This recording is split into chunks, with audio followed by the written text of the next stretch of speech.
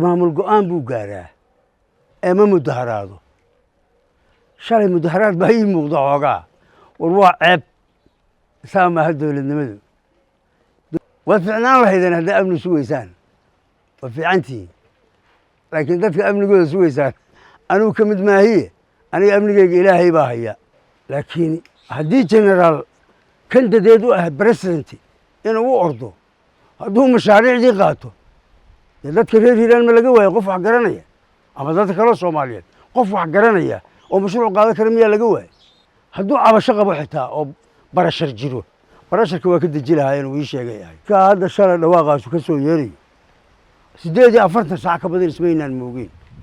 habeen saddexaad halkaan waxaan isugu nimid 100 saacadood gudahood, 100 saacadood ka hor baan u malaynayaa ayaan soo dhigay warqad inaan musharax u ahay haddii calaf ii galo stateka inaan rabo inaan u ordo madaxdiisa sare, madaxweyne inaan raadsano ayaan soo dhigay. sawaxanaa bilowday iyo khayle iyo orod iyo dagaal. waxa horta laysku dabaqayo waa arrinkaa aan islahayn. war anugu isbaaraystana maahe, mana noqon doono, da'deedna ma joogo. waa wax aniga kredhitkeyga lagu garaafaynayo, waan fahmi karaa. dadka reer hiiraan ama soomaaliyeedna saas iyo beesha caalamkuba saas inay u fahmaanaan rabaa. haddii qofku wax dhibsado waxa ugu macquulsan uu sameeyaa maxay waa inuu dacwoodo soo ma dacwad weeye. war anugu markaan arkay qaladaadka jira iyo sadbursiinada jirta iyo ku tagrifalka ciddii fanka bixinaysaan su-aal weydiiyey, su-aashiina way ka garaabeen. taasi waxay caddaynaysaa dee isbaaro iyo in la yidhaha war waxaanu maxay yihiin laba macnay kala leedahay. saasii loo fahmaan rabaa. hadda labadii mashruuc ee kale ee ka socota gobolkan warqad baa laga qoray. yaa warqadda qoray? institutionkaa qoray, maamulkaanaa qoray. ciddii ku soo amartana waa garanaynaa. maayarka magaalada beledweynaha qoray. yah cidda ku soo amartayna waan garanayaa. haddii loo baahdana waa sheegaynaa, haddii loo baahdana waa caddaynayaa. waxa loo qorana waa borofakaarayn, in la borofakaareeyo wey, in wax la borofakaareeyo. aniga waxaan leeyahay horta mashaariicda hala fasaxo. labadaa mashruuc bangiga adduunkuna ma haysto, cid kaloo haysataana ma jirto. bangi waxaan u malaynayaa labada mashruuc midna nin reer beledweynaha ayaa kambanikiisaa ku guulaystay, midna kambani qayb ka mida hurmuud maxaa la yidhahdaa buruud miyaa la yidhaha ayaa ku guulaystay. waa dad soomaaliyeed, waa dad shacab oo ganacsato ah, meel farta laga geliyo ma leh.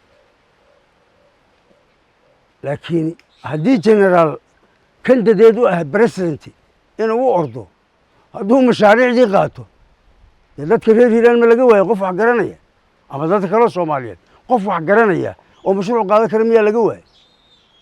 war arrinta hor saas in loo fahmaan rabaa. maamulkii waxaa saxiixay ee aqbalay baa haddana ay dhahaya aqwaanu isbaariistaa tahay. bal mashkuuladan daya. arrinta hor saas in loo fahmaan rabaa.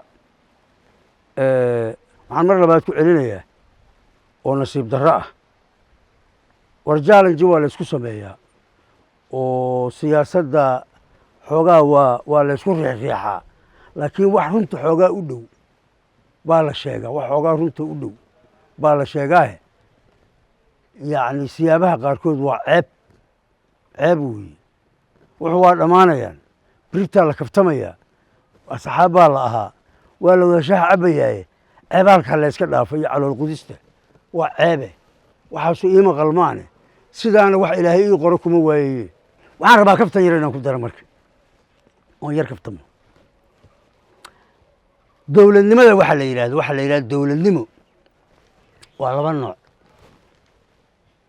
dowladdu markay sharciyad haysato oy dariiqay maraysaa oo dariiq saxaya waa marteel marteel qofka madaxa looga dhufto wey sharciga weeye waxa marteelka waa sharciga qaynuunka weeye markay qardajeex maraysana waa ukun labada gacnood aad ku hayso qof labada gacnood ukuma ku hayaana ma fiirtamo dowladnimada saas in loo fahmo ayaan rabaa kaftan kale haddaan ku sii daro war maamul go'aan buu gaaraa ee ma mudaharaado shalay mudaharaad baa ii muuqda xoogaa war waa ceeb saa maaha dowladnimadu saa maaha in inta maamulku go'aan gaaro biyaan ama shir jaraa'id afhayeenka gobolku akriyo iyo in gobernatooruu hadlo waa un labada ila fiiri waxaa la yidhaahdaa gobernarku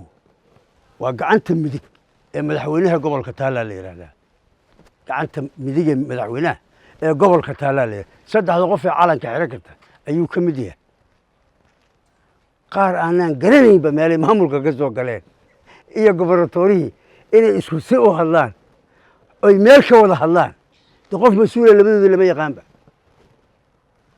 ya war dowladnimadu waa stable waa wax socda waa wax la garanayo waa bir xadiida weeye ee ma aha mudaharaad ma aha maamul ma cawdo waa laga soo cawdaa war ceebay idinku tahay isi saxaan leeyahay iyaga waxaas waa ceebe xoogaa naf isgeliye waxaan maqlayay annagaa ka mas-uulo amnigiisaan sugnaa waad ficnaan lahaydeen haddaa amni sugaysaan waad fiicantihiin laakiin dadka amnigooda sugaysaan anugu ka mid maahiye aniga amnigeyga ilaahay baa haya laakiin hadda anaa idin tala dhaamee adinku tala ma haysaane dadkaa shacabkaa ee moobeelada habeenkii laga xoogayo ee tooriyada la wada darayo amnigooda suga anugu kayga haddaan ejelay oo qaban anaa ku filane qoladaas saaxiibadeena sidaasaan leeyahay wiilka hadda gobernatoore adeerkiisaan ahay muddoon wada shaqaynaynayo anoo meesha xafiiska madax ka ah dadkii aan wada shaqaynayno ka mid ahaa haddana inaan la shaqeeyo dad diyaar baaban u ahaa waana u ahay weli waana la shaqaynay in hore loo socdana waa wax aada u fiican oo laga gudbo waxyaabaha qaarkood marka hadda shalay dhawaaqaasu ka soo yeerayo 48 saac ka badan ismaynaan moogeen habeen saddexaad halkaan waxaan isugu nimid meeshaan iskuulkaan isugu nimid cabbaar isla joogno oo ku sheekaysanay hadduu cabasho qabo xitaa oo barashar jiro barasharka waa ka deji lahaayeen uu ii sheegay ahay waxaa jira dagaalkii labaad adduunka ayaa markii naasiyiintii ninka la yidhaha hitler oo yurubtan iskandinabiyankan markuu ku duulayay ayaa boqorkii ka tiri jiray waddankan hadda sweden la yidhaahdo ayaa wuxuu ogaaday inuu ku soo jehaysan yahay hitlerna dee nin kaftama ma ahayn wuxuu yidhi marka warad buu diray uu leeyahay hitlerow gobernatooraha aada noo soo magacaabayso kalarka qasriga uu degayo kalarka uu jecel yahay si aan u sii marino rinjiga falaawarka ubaxyada uu jecel yahayna aan macnaha ugu sharaacno ee noo soo sheeg falaawarka uu jecel yahay iyo kalarka uu jecel yahay